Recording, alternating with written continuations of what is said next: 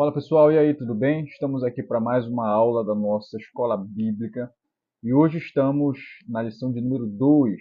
Estamos estudando uma nova revista, que é essa aqui, a revista de Salmos. Esse terceiro trimestre do ano de 2024, vamos estudar o livro de Salmos e nós já chegamos na segunda lição. Domingo passado, falamos da lição de número 1, que foi feita uma introdução a respeito do livro de Salmos e falamos também sobre o Salmo primeiro. Hoje vamos falar sobre o Salmo de número 23. Então, lição de número 2, Salmo 23, o Senhor é o meu pastor. Texto áureo, ainda que eu ande pelo vale da sombra da morte, não temerei mal nenhum, porque tu estás comigo, o teu bordão e o teu cajado me consolam. Salmo 23, verso 4. A nossa verdade prática diz assim: quem confia em Deus não teme nem a morte. Leitura bíblica. A nossa leitura é o Salmo de número 23. E a versão que vou ler é a NAA, Nova Almeida Atualizada. Vamos ler juntos? Também vou colocar o texto na tela para você acompanhar. Diz assim o texto: O Senhor é o meu pastor, nada me faltará. Ele me faz repousar em pastos verdejantes. Leva-me para junto das águas de descanso. Refrigera-me a alma. Guia-me pelas veredas da justiça, por amor do seu nome. Ainda que eu ande pelo vale da sombra da morte, não temerei mal nenhum, porque tu estás comigo. O teu bordão e o teu cajado me consolam. Preparas-me uma mesa na presença dos meus adversários. Unges a minha cabeça com óleo e o meu cálice transborda. Bondade e misericórdia certamente me seguirão todos os dias da minha vida e habitarei na casa do Senhor para todo o sempre. Amém. Até aqui a nossa leitura bíblica, o Salmo de número 23, um dos textos mais conhecidos no mundo. Em todo lugar que você vai, tem uma padaria que se chama Salmo 23, tem uma estância que se chama Salmo 23, tem um mercadinho que se chama Salmo 23. O texto mais traduzido e talvez mais conhecido no mundo seja o Salmo 23, que é o Salmo de Davi. E hoje vamos estudar a respeito deste salmo. Nossa lição ela tem 3 objetivos. Primeiro objetivo, identificar autor, data, classificação e o caráter espiritual do Salmo 23. Segundo objetivo, reconhecer que a figura do pastor nos inspira a plena confiança em Deus. Terceiro objetivo, enxergar em Deus a figura do anfitrião que nos trata como filhos ilustres. E a nossa lição também está dividida em 3 tópicos. Primeiro tópico, aspectos gerais. Segundo tópico, o bom pastor. Terceiro tópico, o pastor que honra. Nossa lição se divide, então, dentro desses 3 tópicos. E eu quero te pedir, antes de entrarmos aqui no conteúdo, se inscreve no canal se você ainda não é inscrito, deixa o like nesse vídeo, isso faz com que o YouTube entenda que esse vídeo é mais relevante e assim ele recomenda para mais pessoas. E eu quero te pedir também que compartilhe esse vídeo com alguém. Aqui embaixo tem um botão escrito compartilhar, você pode clicar, copiar o link, e aí você compartilha esse link no seu Instagram, no seu Facebook, no seu WhatsApp, pode jogar no grupo da igreja, no grupo da família, no grupo dos amigos. Compartilha, tá bom? E vamos estudar a palavra de Deus. E também eu quero que você comente aqui embaixo, comente o seu nome, a sua cidade, a igreja onde você congrega, para que assim a gente possa te conhecer, tá bom? Vamos lá. Introdução. Nesta aula temos uma das mais conhecidas passagens da Bíblia. O Salmo 23 é uma joia da literatura. Nele, Deus é representado nas figuras de um bom pastor e um agradável anfitrião. Deus é alguém que sabe compreender e guiar cada uma das suas ovelhas. Então aqui as figuras dessa literatura, desse poema é Deus sendo o pastor, nós, seus servos, sendo as ovelhas, e na segunda parte do salmo, que vai se retratar no verso 5 e 6, Deus vai ser representado pela figura do anfitrião e nós, os seus servos, os seus filhos, seremos representados como um convidado ilustre, convidado pelo anfitrião, tá bom? Basicamente se divide nessas duas partes o Salmo 23. O primeiro ponto, primeiro tópico, aspectos gerais, e o primeiro ponto é autor, título e data. Essas três coisas nós vamos ver aqui. Primeiro ponto aqui, este salmo, cuja autoria praticamente todos os cristãos conhecem, o título em itálico está expresso, que é um salmo de Davi. Essa autoria é bastante perceptível no conteúdo do poema, pois Davi é conhecido na Bíblia pelo seu ofício de pastor de ovelhas, conforme 1 Samuel capítulo 16, verso 19. Sobre a data, aplica-se o mesmo que temos dito em todos os salmos davídicos, um período que vai do ano 1000 até o ano 970 a.C. Então, foi esse período em que Davi teve destaque, em que Davi reinou. Provavelmente, então, nesse período, ele compôs este salmo. Segundo ponto aqui, classificação. O Salmo 23 é classificado como um salmo de devoção e confiança, no qual Davi expressa total dependência de Deus. Embora não seja tido como profético ou messiânico, o Salmo 23 representa essa natureza, sendo o salmo que Jesus aplicou a si mesmo, com ricos detalhes na parábola do bom pastor, conforme João capítulo 10.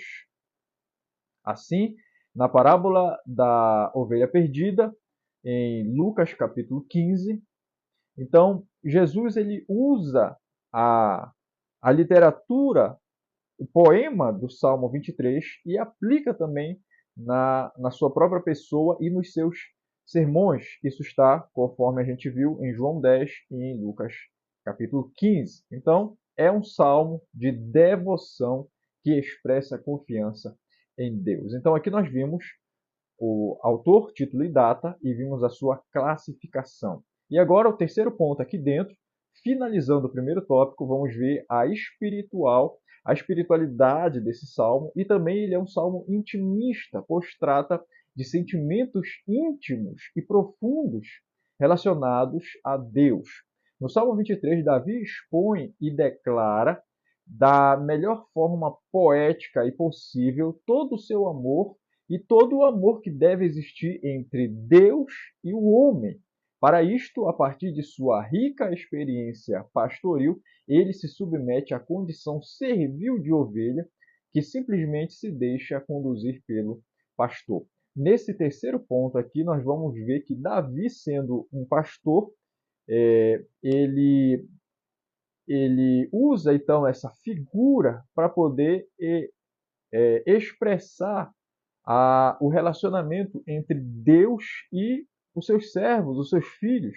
Ele coloca Deus como sendo o pastor e nós como sendo os seus servos, os seus filhos, como sendo as ovelhas. Então, assim, Davi, amando e cuidando das suas ovelhas, ele consegue, então, assim, entender um pouco da grandeza do amor de Deus representado dentro dessa figura de linguagem.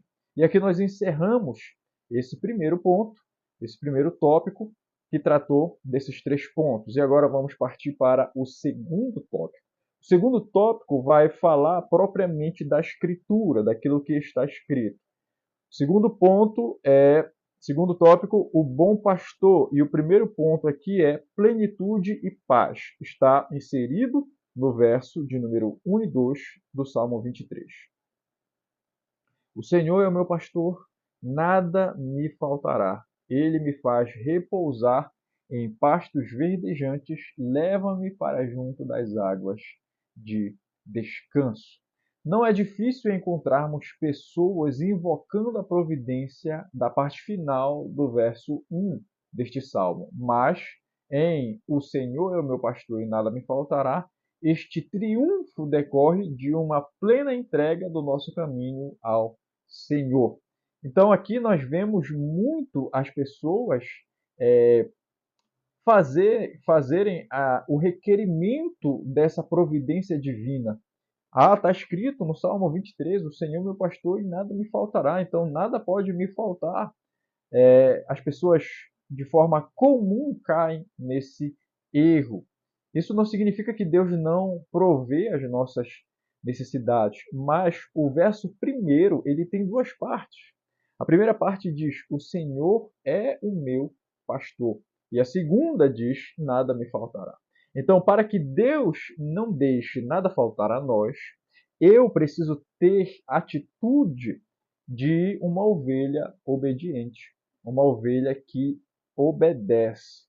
Sem a obediência, não podemos desfrutar de bênçãos. O Senhor é o meu pastor. Se Ele é o meu pastor, é Ele que manda, é Ele que guia, é Ele que ordena, é Ele que conduz, é Ele que manda sair, é Ele que manda entrar.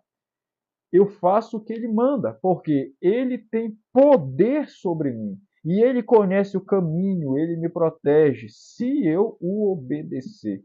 Então as pessoas não obedecem a Deus, não andam na vontade de Deus, não obedecem à palavra de Deus e querem desfrutar das bênçãos de Deus. É algo incabível, desproporcional. Então, se você requer ou deseja usufruir das bênçãos de Deus, procure, se preocupe em ser uma ovelha obediente.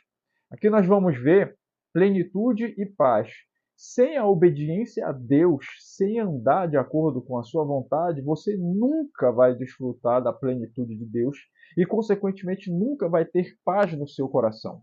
O mundo ele oferece aí a paz, mas Jesus disse: não a dou como o mundo a dá. Então, a paz do mundo é diferente da paz de Deus. A paz que o Senhor nos proporciona, ela é infinita.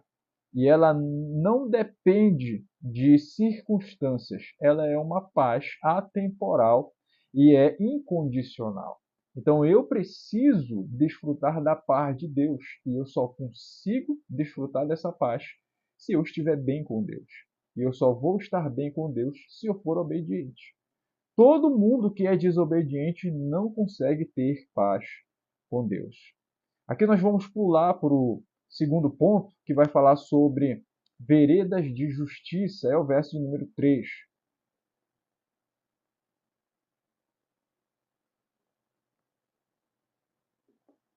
Diz o seguinte aqui: refrigera-me a alma, guia-me pelas veredas da justiça, por amor do seu nome.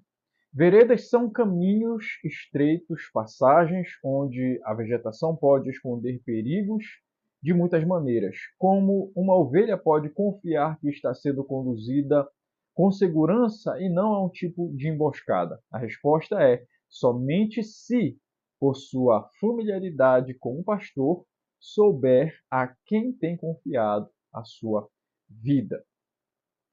Então, ainda ligado ao ponto anterior, que fala de paz, aqui no segundo ponto nós vamos ver veredas de justiça.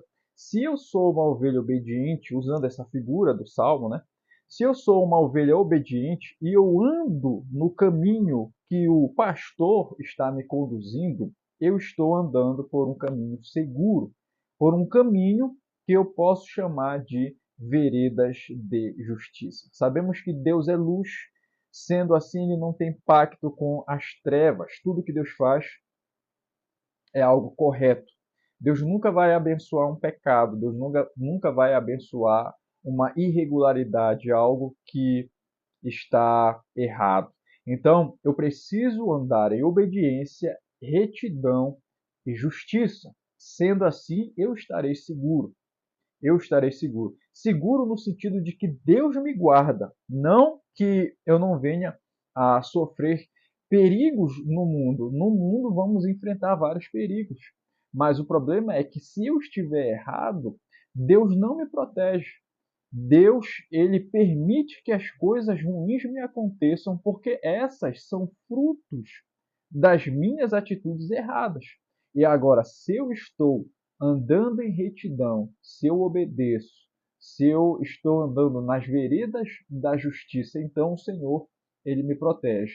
Ainda que o inimigo arme armadilhas e ciladas, mas Deus me livra de todas elas, porque eu estou andando em retidão, cumprindo princípios diante de Deus. Então isso é muito importante. Terceiro ponto aqui dentro é não temerei. É o verso de número 4, que diz assim: ainda que eu ande pelo vale da sombra da morte, não temerei mal nenhum, porque tu estás comigo. O teu bordão e o teu cajado me consolam. Davi encerra a primeira parte deste salmo, onde Deus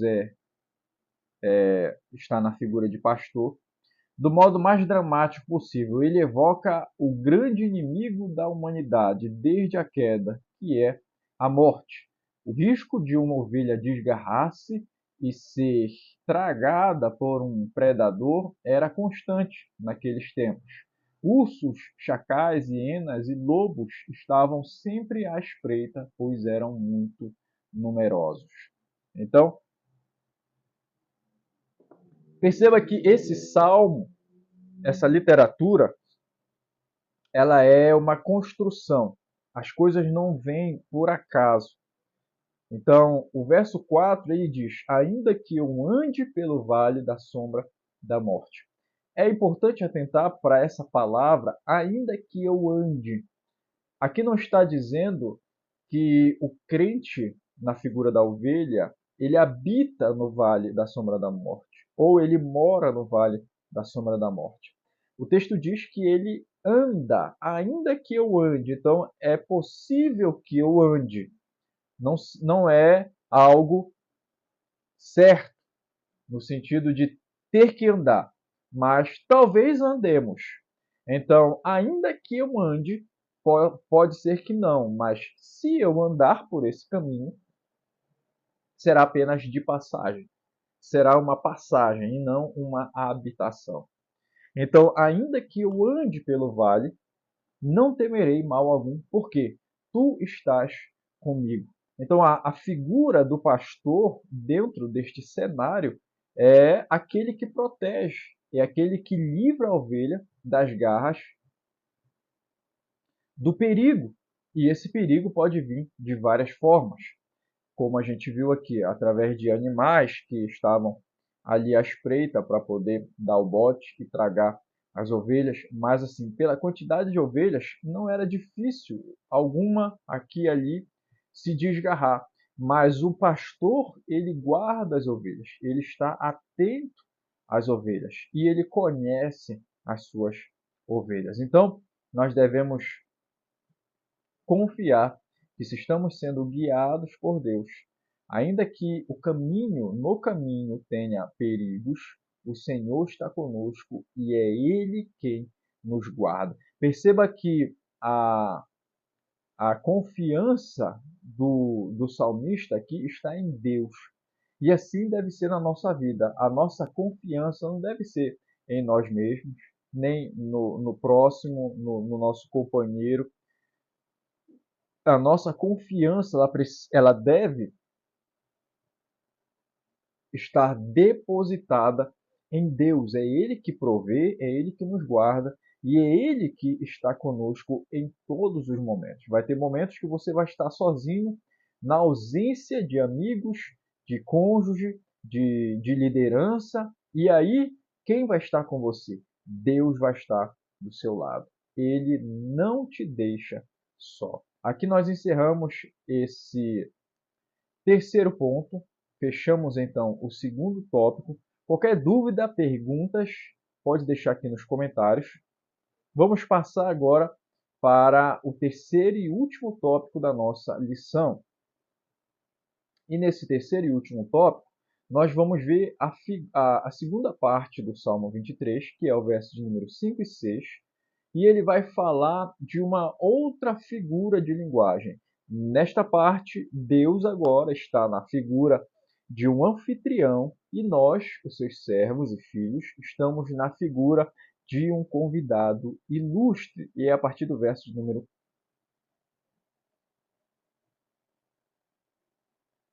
de número 5, diz assim: Preparas-me uma mesa na presença dos meus adversários. Essa parte fala de honra pública. E o comentário diz assim: a primeira parte do verso 5 menciona um antigo costume de reis orientais para declararem publicamente as alianças feitas e seus respectivos aliados. Esses reis costumavam oferecer grandes banquetes públicos. A ideia era mostrar que seus convidados estavam, a partir daquela cerimônia, sob a guarda e proteção do rei. Dali em diante, os adversários daqueles convidados saberiam que não poderiam mais atingi-los, pois estavam seguros. Então, nessa figura, como a gente viu, Deus ele está na figura de um rei, de um anfitrião, e nós, os seus servos e filhos, estamos na figura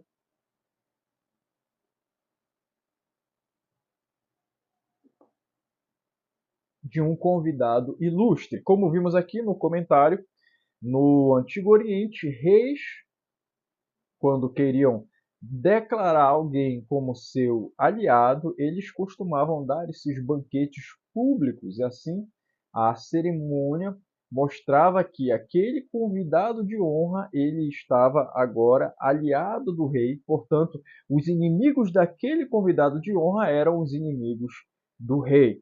Sendo assim, o rei protegia todos os seus aliados.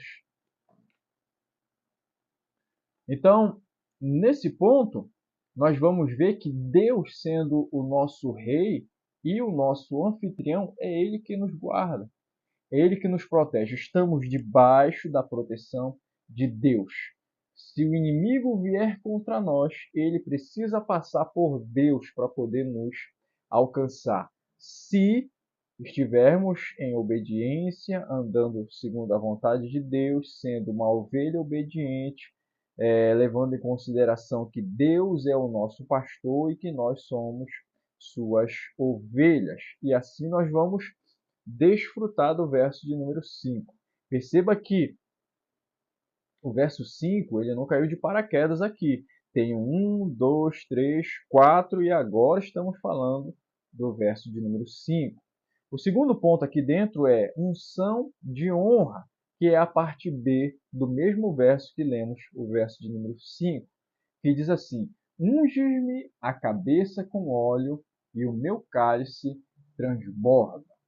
Mais uma vez, Davi recorre ao antigo costume dos, dos anfitriões de ungirem seus convidados ilustres durante um banquete. Unges-me a cabeça com óleo. Uma cena retratada muito bem em Lucas capítulo de número 7, como uma honra do pai sobre o seu filho. Uma mulher pecadora completou a cena daquele jantar preparado por um fariseu. Ela entrou sorrateiramente na casa e derramou o caríssimo óleo perfumado sobre o convidado, que ali era Jesus. Então nós vimos muito bem essa cena retratada em Lucas capítulo de número 7, onde Maria unge a cabeça de Jesus com aquele perfume preciosíssimo, quebrando, né, o vaso de alabastro e derramando aquele perfume muito caro sobre Jesus. Uma nota importante de ser destacada aqui: esse óleo que eles ungem aqui o convidado não é o óleo de unção do profeta, do sacerdote e do rei. Esse óleo aqui é apenas um perfume que era uma essência colocada dentro de um óleo. Então não é o óleo da unção descrito na Torá. Não é o óleo do tabernáculo, não é o óleo do templo. É um óleo perfumado que os reis ou anfitriões eles derramavam sobre um convidado ilustre com a finalidade de honrar aquela pessoa, com a finalidade de fato tratar aquela pessoa com distinção, com importância. Então, não é um óleo da unção, é apenas um óleo perfumado, mas que expressa uma honra. Tá? Aqui no verso, e aqui no mesmo verso, ele diz: unges a minha cabeça com óleo e o meu cálice transborda. Essa segunda parte aqui do verso, quando fala a respeito da unção, a gente já viu que ungir a cabeça com óleo se trata da honra, mas a respeito do cálice que transborda, é uma questão de prosperidade. Aquele que está debaixo da guarda do rei, aquele que está em aliança com o rei, ele desfruta da prosperidade do rei.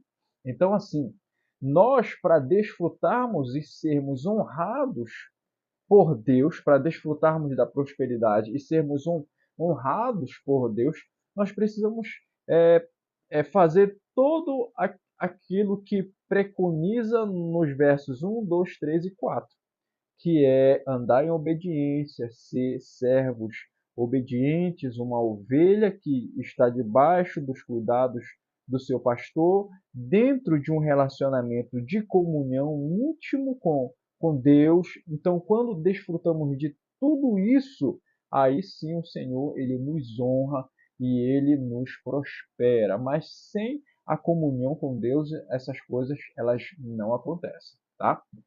Importante frisar muito bem isso, porque as pessoas só querem as bênçãos sem ter a responsabilidade de obedecer a Deus. E aqui o terceiro ponto é o verso de número 6, que diz: bondade e misericórdia.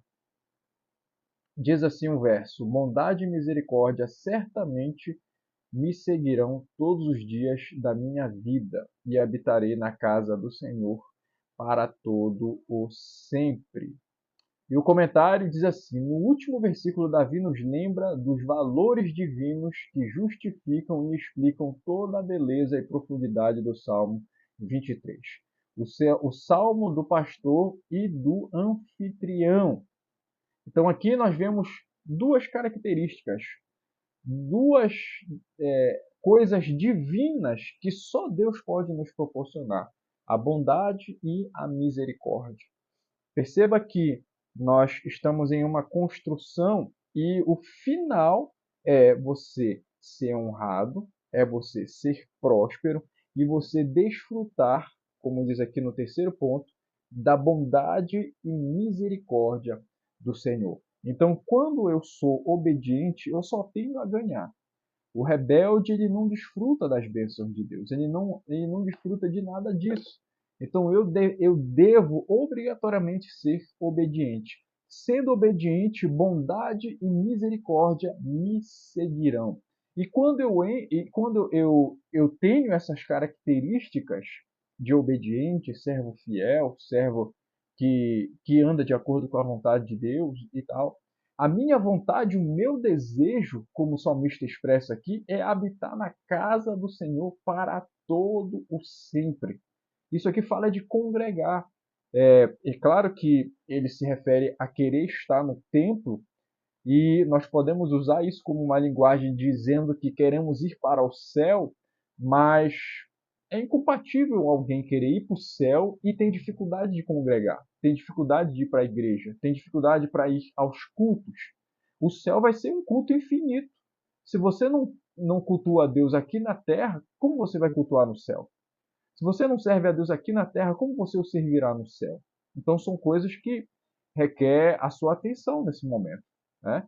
Então, se você não tem essa disposição de cultuar a Deus, de congregar, de ser obediente, de ser fiel e de adorar o Senhor, dificilmente você vai conseguir desfrutar de todas essas coisas que o Salmo 23 expressam aqui para nós. A aplicação pessoal diz assim: Davi nos ensina a depositar toda a nossa fé no Senhor, certos de que Ele cuida de nós e supre todas as nossas necessidades.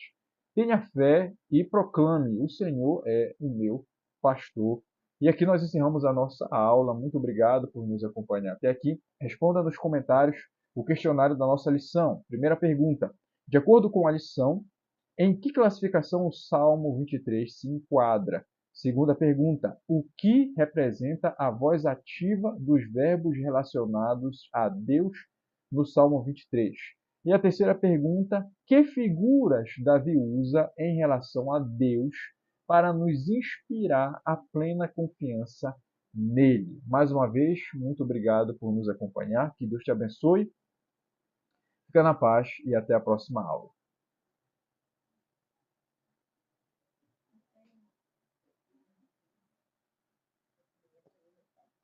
Traz ele aqui. Uhum.